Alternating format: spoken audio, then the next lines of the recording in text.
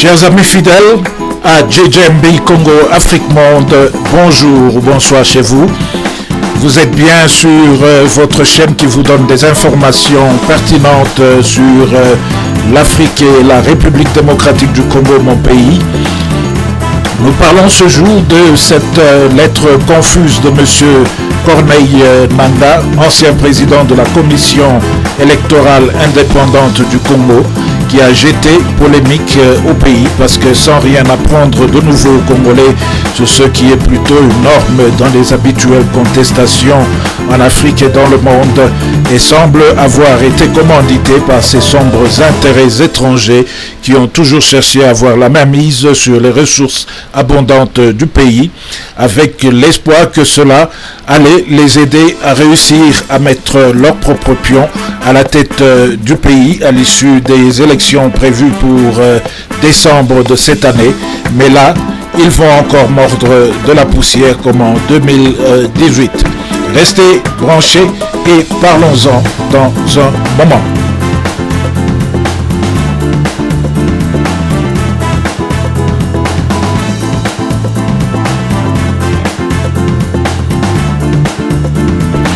J'avais, il y a quelques mois, alerté dans la vidéo intitulée « Les prouesses de président Tshisekedi et le rôle des médias étrangers dans l'élection de 2018 » sur le fait que, venues les élections de 2023, ces médias allaient revenir à la charge avec l'histoire de la vérité des urnes. Non pas parce qu'ils ne savent pas que le président Tshisekedi avait réellement gagné ces élections, mais parce que cela devrait leur ouvrir une brèche pour profiter de la mauvaise foi et de la distraction de certains de nos compatriotes qui justement favorisent ce genre de choses.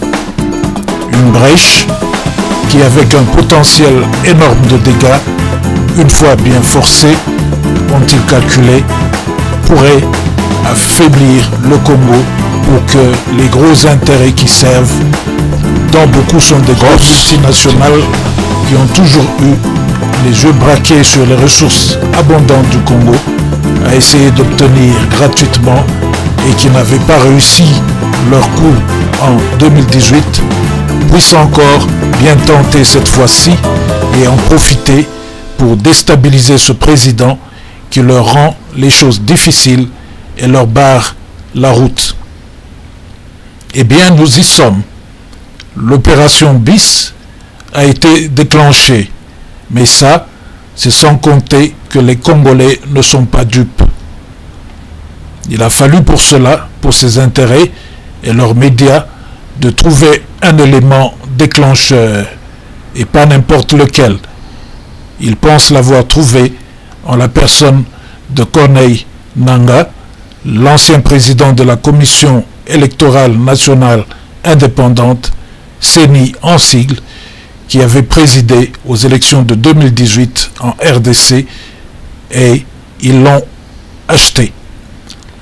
Quoi de plus crédible pour assurer le travail de martelage, de mensonges, tout permis maintenant sur les têtes des Congolais pour les désorienter pendant ces 3 derniers mois qui mènent aux élections de 2023 en RDC. Comme je l'ai dit, les Congolais ne sont pas dupes. Ils savent exactement où se trouve leur bonheur pour l'avoir déjà reniflé et savent de quel côté se trouve l'ennemi. Mais qu'est-ce que Nangaa a réellement dit, ou mieux, qu'est-ce que l'on lui a dicté de dire? Pas grand-chose qui puisse impressionner les Congolais avertis et qui sont très nombreux malgré les gros mots utilisés qui triment d'impolitesse de haut niveau, avec ce moment bien choisi et méticuleusement étudié pour importuner et déranger ces Congolais, le moment du passage du président de la RDC à l'ONU.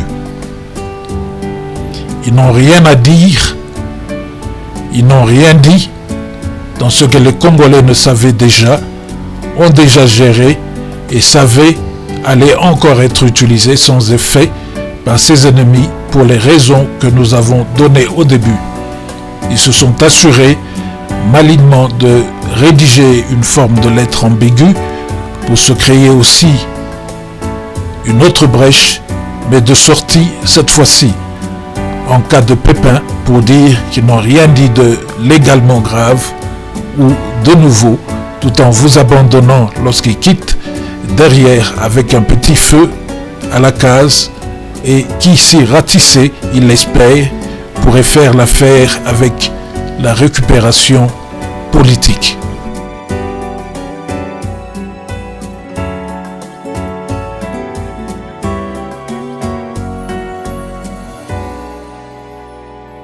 Bien, analysons le message par procuration de Nanga et nous allons tous comprendre la supercherie. Allons tout droit à l'essentiel de ce message.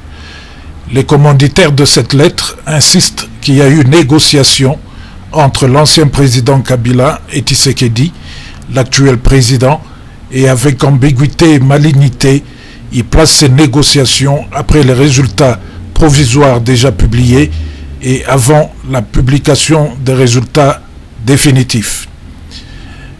Rien alors qui devrait vexer quiconque des Congolais avertis, puisqu'il y avait déjà victoire et les négociations de ce genre sont faites internationalement pour éviter le plus souvent dans les jeunes démocraties des casses de la part des perdants d'un pouvoir qui ont encore le contrôle sur beaucoup de secrets, ont encore des armes et l'armée avec eux.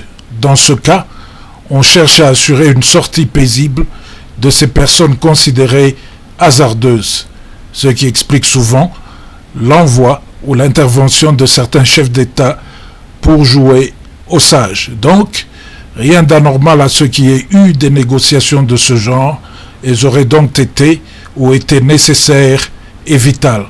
Et la preuve aurait été ou est dans le fait que l'on parle tant bien après de transition pacifique, mais cependant, certains de nos compatriotes, certainement par ignorance, par mauvaise foi ou distraction tout simplement, n'apprécient pas à sa juste valeur le travail qui avait été requis pour éviter que le sang ne coule ou que le pays ne s'arrête. C'est ici le lieu de condamner tous ces opportunistes qui ont utilisé ce moment pour manipuler la population et marquer de points. Pas besoin de les citer, ils se connaissent. Mais qu'est-ce qui a alors déboussolé le peu de nos compatriotes, peu informés dans la lettre dictée à Nanga? Ce qui les a déroutés, c'était justement le piège tendu dans les objectifs diaboliques de ces intérêts étrangers obscurs, commanditaires de cette lettre.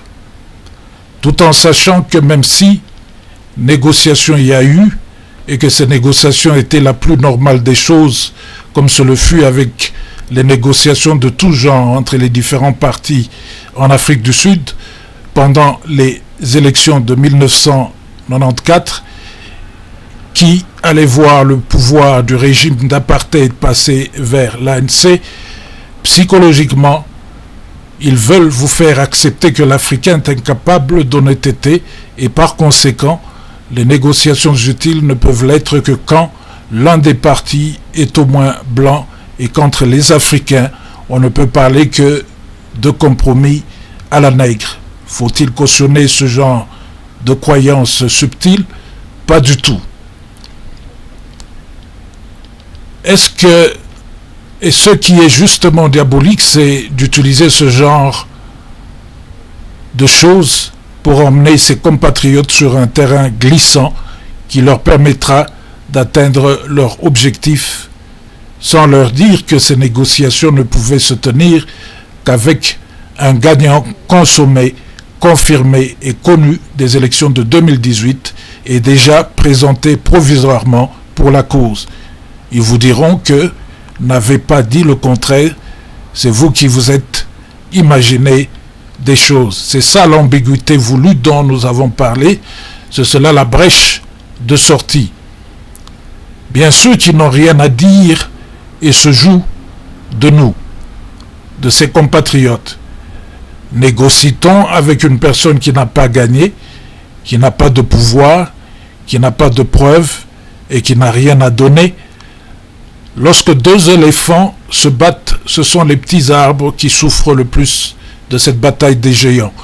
La logique nous dirait donc que cette négociation, s'il y a peut-être eu, aurait été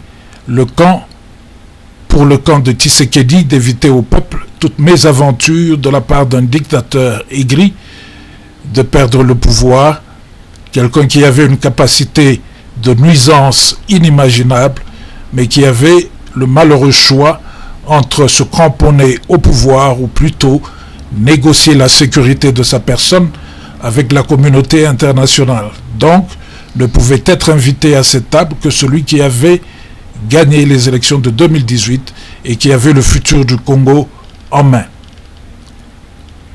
Il suffit pour vous en convaincre de voir combien les gens de Kabila n'étaient pas prêts à sortir de ce pouvoir aussi facilement, comme leur arrogance des 2 premières années de la cohabitation le démontre. Ils n'avaient pas encore compris que par cette organisation, Kabila ne protégeait plus que ses biens et sa personne. Fayulu, lui, avait tout simplement été utilisé par Kabila pour servir de contrepoids à Tshisekedi pour sa sécurité, avec son histoire de vérité des urnes, le sachant avoir mordu de la poussière à l'élection présidentielle de 2018.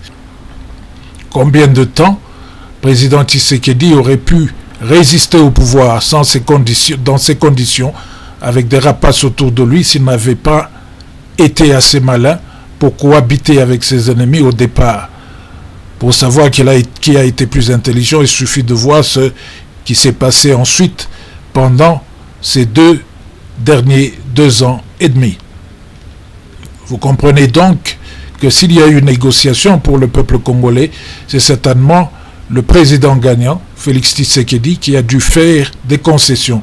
Car si vous acculez un serpent dans un coin, il n'y a aucune voie et qui n'a aucune voie de s'échapper. Quand vous vous mettez au devant d'un lion déjà blessé, quand il essaie de s'enfuir, quand vous vous mettez au devant d'un voleur blessé qui a un couteau dans votre maison, dans sa fuite pour sa vie, attendez-vous à une réaction foudroyante et mortelle. Le mieux à faire, c'est de s'écarter du chemin et le laisser aller mourir ailleurs. À bon entendeur, salut.